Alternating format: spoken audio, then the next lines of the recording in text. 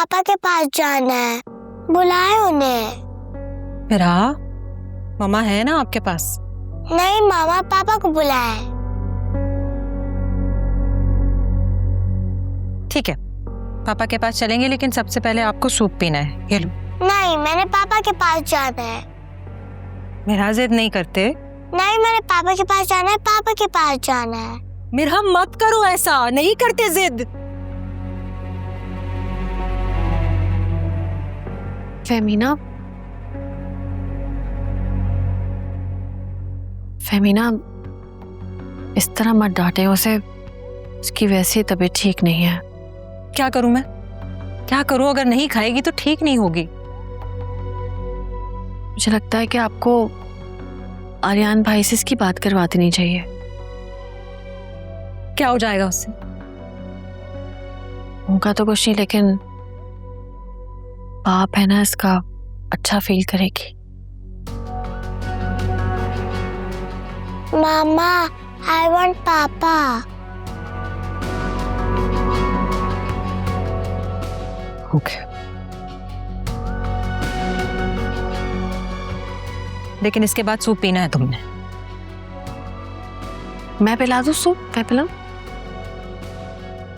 मैं पिला देती। आ जाओ, पापा से बात करेगी अभी, मेरा हाथ ठीक हो जाएगी।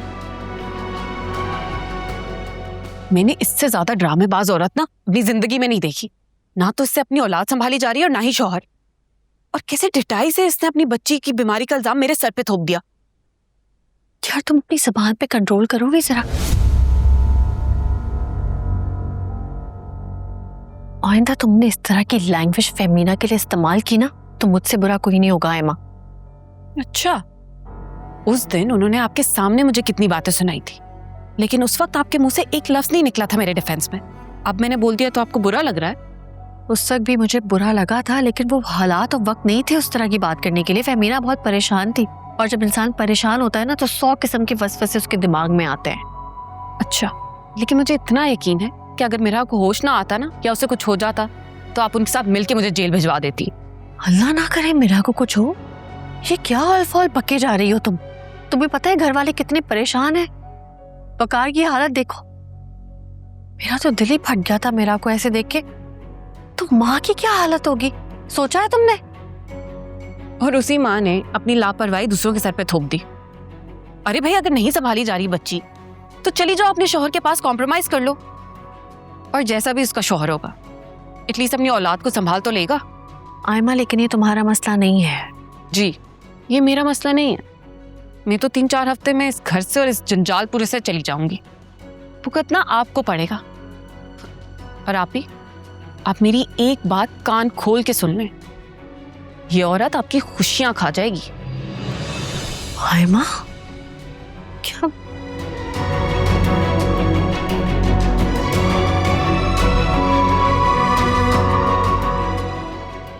क्या बोलती रहती है ये?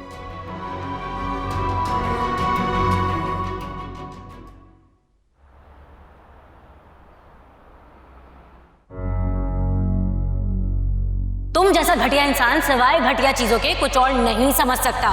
वरना इस दुनिया में अच्छे लोग भी हैं जो दूसरों की मुश्किल परेशानी में उनकी मदद करते हैं, लेकिन तुम जैसे घटिया लोगों का उन लोगों में शुमार होता है जो जिस थाली में खाते हैं उसी थाली में छेद करते हैं और अपने घर को खोखला करते हैं। हाँ, तो तुम्हारी भी नीलमा से शादी मरकर भी नहीं होगी। चलो निकलो यहाँ से, और आइंदा भूले से भी यहाँ का मुंह ना करना। और वे साकिब के भाई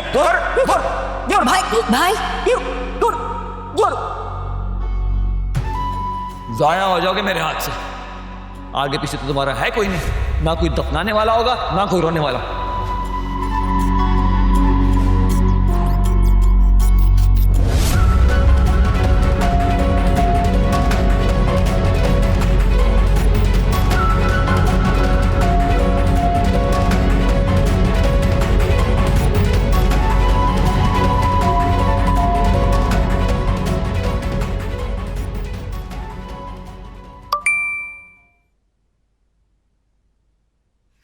जान से प्यारी दोस्त को पहली शादी की सालगिरह बहुत बहुत मुबारक हो।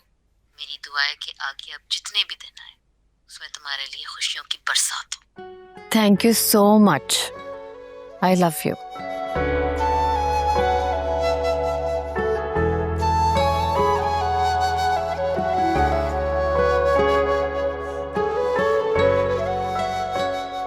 मैडम, हाँ, शादी की सालगिरह मुबारक।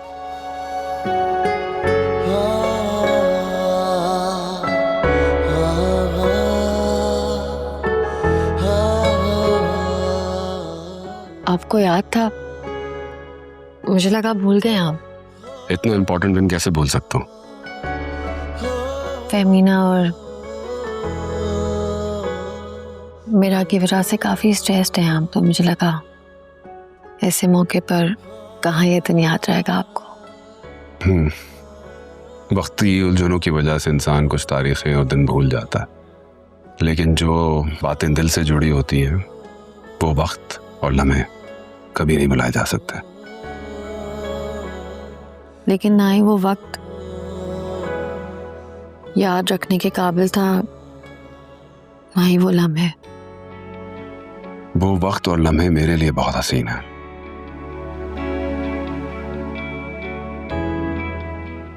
तुम्हारा साथ मेरा नसीब बना, कैसे भूल सकता हूँ? खुशनसीबी तो मेरी है कि मेरी जिंदगी में आप आए। अच्छा बताओ, आज के दिन तुम्हें क्या तोहफा दूं? आपका साथ और मोहब्बत के सिवा कुछ नहीं चाहिए मुझे।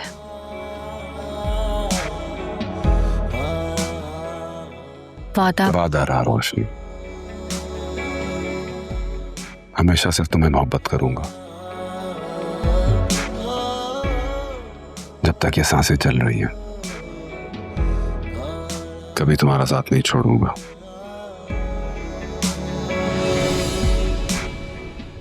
और ये हाथ तभी छूटेगा जब मेरी सांसें रुक जाएंगी। क्या हो गया आप? सुबह सुबह कैसी बातें कर रहे हैं? ऐसे मत बोले। चलो आओ तो फिर अच्छी बात करते हैं, जीने की बातें करते हैं।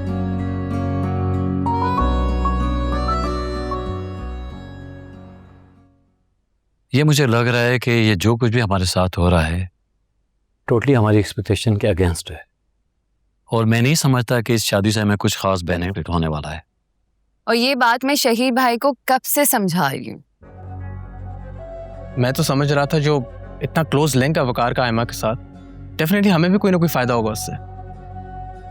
अभी तक मुझे तो कुछ नजर नहीं आ रहा है ऐसा, और मुझे गुस्सा इस बात पे आ रहा है कि आयमा की बहन ने साफ साफ मना कर दिया है कि वो वकार की रेपुटेशन, उसका नाम और उसकी दौलत अपनी बहन की शादी पे बिल्कुल भी यूज नहीं करेगी। फिर तुम्हें बताओ, हमें इस इवेंट पे इतना लंबा चौड़ा खर्चा करके फायदा क्या होगा? मैं तो ये चाहता था कि मेरे सर्कल को पता चले कि हम किस आदमी से अपना रिश्ता जोड़ने जा रहे हैं। नहीं, आई थिंक आप सही कह रहे हैं। It seems all useless. क्या शादी के event? I think both. Already एक गलत फैसले की तलवार हमारे सर पे लटक रही है, और एक गलत बिजनेस फैसले की वजह से मेरा बाल बाल कर्जे में जकड़ा हुआ है। अब मैं मजीद गलत फैसले नहीं कर सकता, तो बेहतरी इसी में है कि तुम आयमा से जान छुड़ाओ और ये शादी वादी भूल जाओ।